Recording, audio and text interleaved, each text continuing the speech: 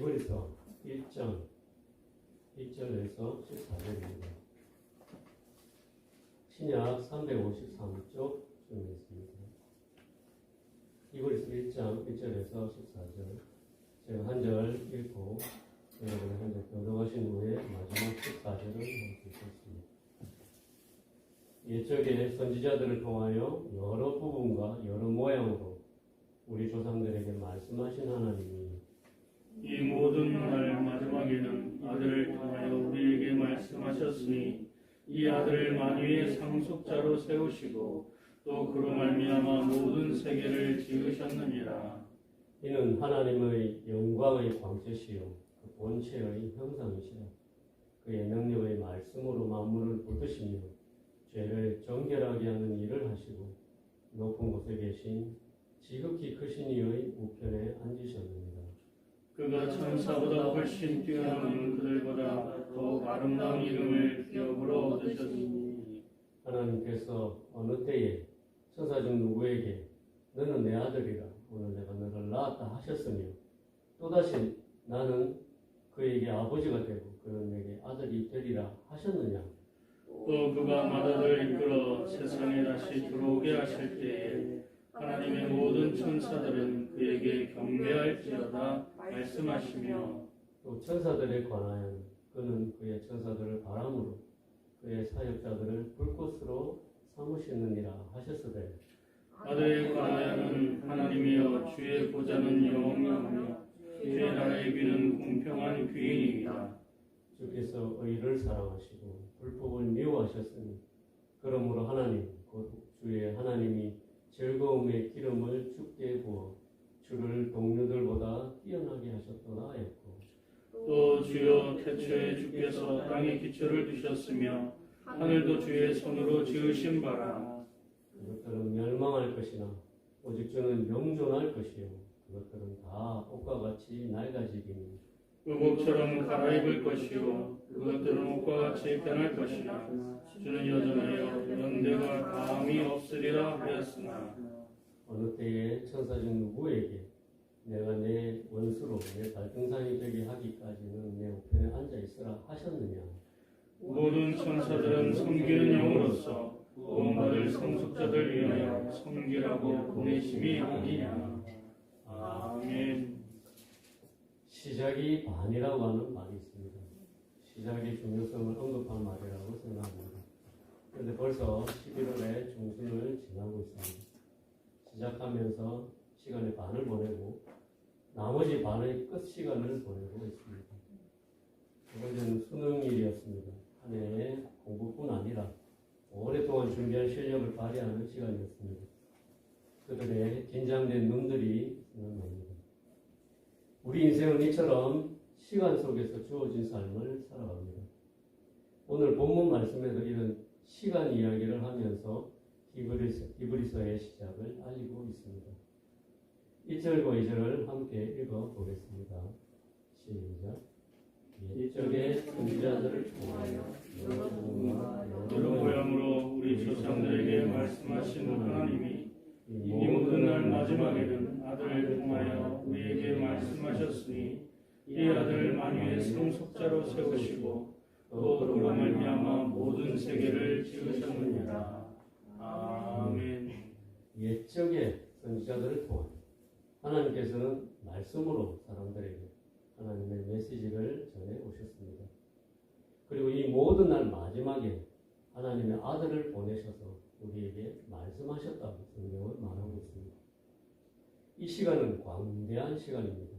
이 오랜 시간 속에서 하나님께서는 일관되게 하신 일이 있었다는 것을 히브리서 저자는 수신자였던 히브리인 디아스포라에게 전하고 있습니다.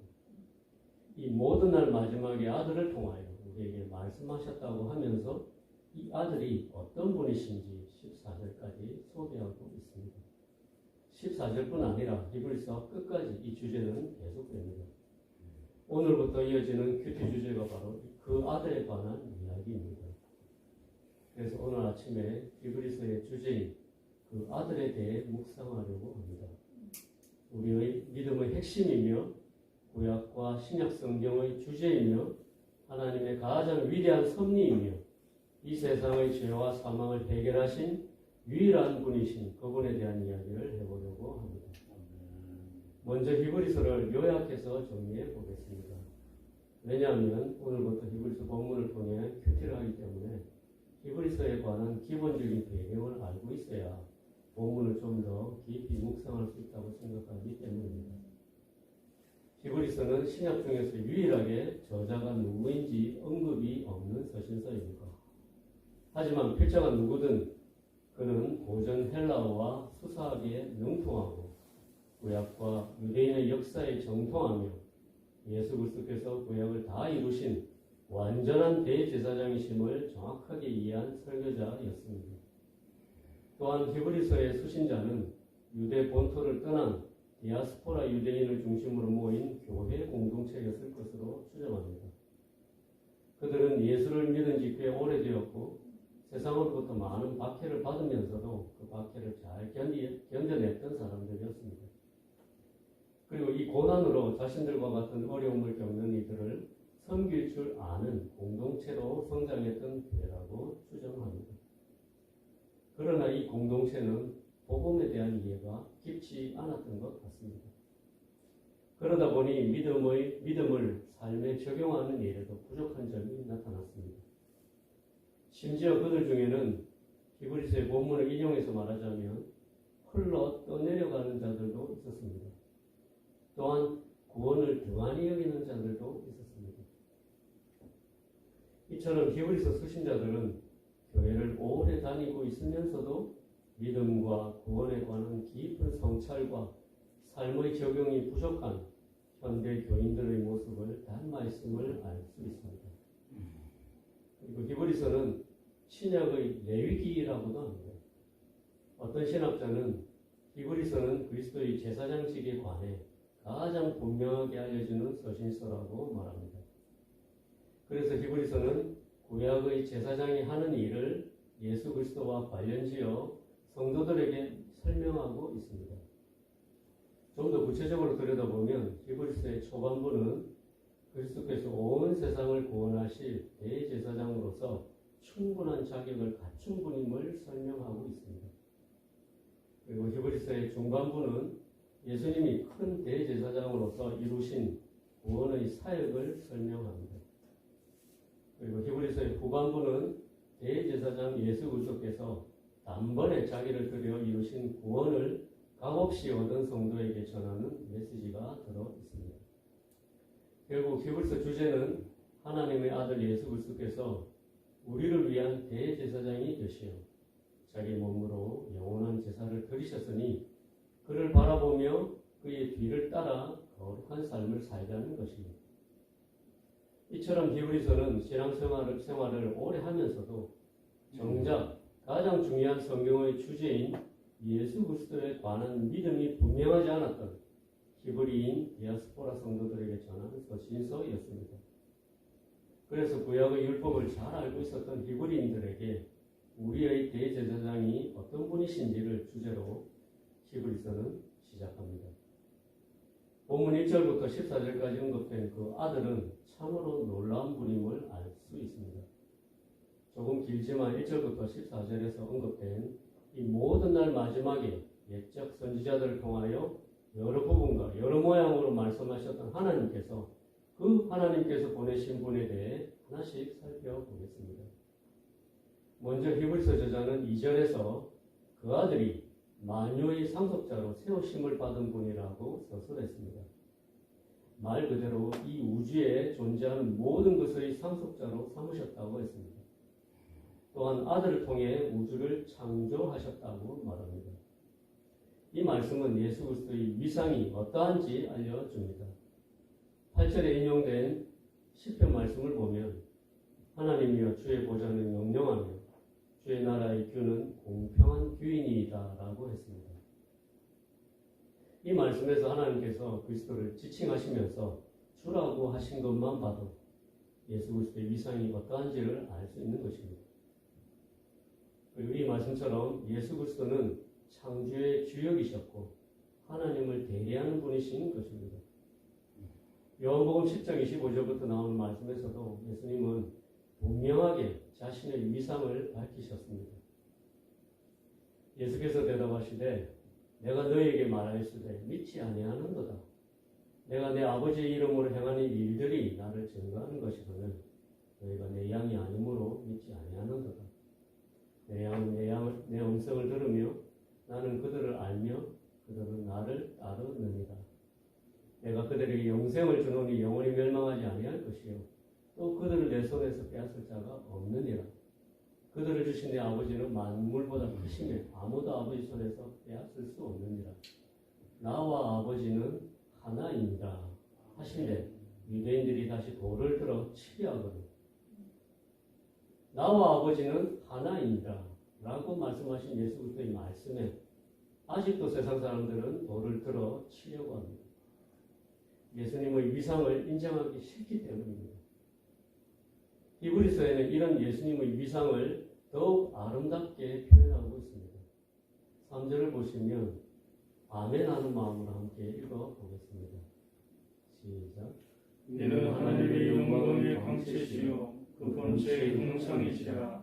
그의 능력의 말씀으로 만물을 붙드시며 죄를 정결하게 하는 일을 하시고 높은 곳에 계신 지극히 크신 이의 우편에 앉으셨느니라. 아멘. 하나님의 영광의 광채이신 분이 우리의 죄를 위해 십자가에서 피를 흘리시고 죽으신 분이심을 믿습니다. 아멘. 하나님의 본체의 형상이신 분이 우리 대제사장으로 계셔서 지금도 우리의 허물과 죄악을 담당하고 계심을 믿습니다. 예수 그리스도의 능력의 말씀으로 만물을 붙드시며 죄를 정결하게 하는 일을 하시는 일을 우리를 위해 하고 계심을 또한 믿습니다. 높은 곳에 계신 지극히 크신 하나님의 우편에 앉으신 분이 우리를 위해 날마다 기도하고 계신 분이심을 또한 믿습니다. 본문 10절에도 아름다운 고백의 말이 또한 나옵니다. 주여 태초에 주께서 땅의 기초를 두셨으며 하늘도 주의 손으로 지으신 바라. 그것들은 멸망할 것이나 오직 주는 영존할 것이라. 그들은 다 옷과 같이 낡아지리니 의복처럼 갈아입을 것이요 그것들은 옷과 같이 변할 것이나 주는 여전하여 연대가 다함이 없으리라. 아멘. 이러한 고백이 우리의 심령 깊은 곳에서도 울려나기를 주님의 이름으로 축원합니다. 아멘. 다음으로 히브리서의 수신자였던 유대인 디아스포라들은 여전히 구약 율법의 그늘 속에서 예수 그리스도를 명확하게 확신하지 못한 사람들이 많았던 것 같습니다. 그래서 예수 그리스도가 복음 그 자체이며 하나님과 동등한 분이시며 우리의 죄를 대속하시는 대제사장이심을 확신하지 못했습니다. 거슬러 올라가 예수님 당시의 유대인들도 예수님에 대한 의견이 분분했었습니다. 마가복음 6장 12절부터 제가 읽어보겠습니다. 제자들이 나가서 회개하라 전파하고 많은 귀신을 쫓아내며 많은 병자에게 기름을 발라 고치더라. 이에 예수의 이름이 드러난지라 헤롯 왕이 듣고 이르되 이는 세례 요한이 죽은 자 가운데서 살아났도다. 그러므로 이런 능력이 그 속에서 일어나느니라 하고 어떤 이는 그가 엘리야라 하고 또 어떤 이는 그가 선지자니 옛 선지자 중의 하나와 같다 하되 헤롯은 듣고 이르되 내가 목된 요한 그가 살아났다 하더라. 이 말씀을 보면 예수님 당시에도 사람들의 의견은 여러 가지였음을 알 수 있습니다. 이처럼 히브리서를 썼던 당시에도 여러 나라에 흩어져서 살아가던 유대인들 가운데는 예수님에 관한 이야기를 들으며 의견이 다양했을 것으로 생각합니다. 특히 예수님의 성육신을 부정했던 영지주의가 사람들을 미혹했던 시기였기 때문에 어떤 사람들은 예수님을 천사와 같은 영적인 존재로 여기기도 했습니다. 천사와 같이 영적인 존재로만 알고 예수님이 진정 어떤 분인지 알지 못하는 사람들이 있었을 것으로 생각합니다. 그래서 본문 4절부터 여러 곳에 예수님이 천사와 비교할 수 없는 존재임을 계속해서 주장하고 있는 것 같습니다. 4절에 그가 천사보다 훨씬 뛰어난 분이시며 천사와 비교도 할 수 없는 분이시라고 강조하고 있습니다. 그리고 5절에도 하나님께서 어느 때에 천사 중 누구에게 너는 내 아들이라 오늘 내가 너를 낳았다 하셨으며 또다시 나는 그에게 아버지가 되고 그는 내게 아들이 되리라 하셨느냐고 질문하고 있습니다. 6절에도 천사들은 하나님의 마다들에게 경배해야 한다고 말합니다. 7절에도 천사들은 하나님의 바람으로 그의 사역자로 삼으신 존재이지만 예수님은 하나님의 아들로서 그의 보좌가 영영하며 그의 나라의 규는 공평한 규라고 밝히고 있습니다. 그리고 14절에도 모든 천사들은 섬기는 영으로서 구원받을 상속자들을 위하여 섬기는 자들인데 어느 때에 하나님께서 천사 중 누구에게 내가 내 원수로 내 발등상이 되게 하기까지 너는 내 우편에 앉아 있으라 말씀하신 적이 있느냐고 되묻고 있습니다. 히브리서 당시의 사람들 중에는 이처럼 예수님에 대한 믿음의 신앙이 부족했던 사람들이 많이 있었음을 알 수 있습니다. 안타깝게도 히브리서 당시의 사람들처럼 지금도 세상 사람들은 예수님에 대해 질문하면서 인류의 위대한 선생이라고 말하는 사람들이 많습니다. 또한 교회 내에서도 히브리서 당시의 사람들처럼 예수님에 관한 사실을 정확하게 믿음으로 고백하지 못하는 신앙이 부족한 사람들이 많습니다. 마태복음 16장 15절을 보겠습니다. 예수님께서 빌립보 가이사랴 지방에 이르러 제자들에게 물어 이르시되 사람들이 인자를 누구라 하느냐 이르시되 더러는 세례요한 더러는 엘리야 어떤 이는 예레미야나 선지자 중의 하나라 하나이다. 이르시되 너희는 나를 누구라 하느냐 시몬 베드로가 대답하여 이르되 주는 그리스도시요 살아계신 하나님의 아들이시니이다. 예수께서 대답하여 이르시되 바요나 시몬아 내가 복이 있도다. 이를 내게 알게 한 이는 혈육이 아니요 하늘에 계신 내 아버지이시니라. 또 내가 내게 이르노니 너는 베드로라. 내가 이 반석 위에 내 교회를 세우리니 음부의 권세가 이기지 못하리라. 내가 천국 열쇠를 내게 주리니 내가 땅에서 무엇이든지 매면 하늘에서도 매일 것이요 내가 땅에서 무엇이든지 풀면 하늘에서도 풀리리라 하시고 예수님께서 지금 우리들에게 너희는 나를 누구라 하느냐고 질문하신다면 진심에서 우러나는 우리들의 대답은 어떠할지 생각해보는 시간이 되었으면 좋겠습니다. 주는 그리스도시요 살아계신 하나님의 아들이시니이다. 이 믿음 고백의 반석 위에 교회가 세워졌듯이 우리 교회도 예수 그리스도를 바로 알고 믿음으로 신앙 고백을 하는 신앙 공동체가 되길 주님의 이름으로 축원합니다. 아멘. 함께 기도하시겠습니다. 주님께서는 그리스도이십니다. 하나님의 아들이시며 만물의 주이시며 하나님의 우편한 자 계신 하나님이십니다. 우리 신앙생활이 이 믿음의 고백 위에 날마다 세워지길 소원합니다. 성령의 은혜가 우리 교회 성도들에게 풍성히 부어지게 하옵소서. 아멘. 예수 그리스도의 이름으로 기도드렸습니다.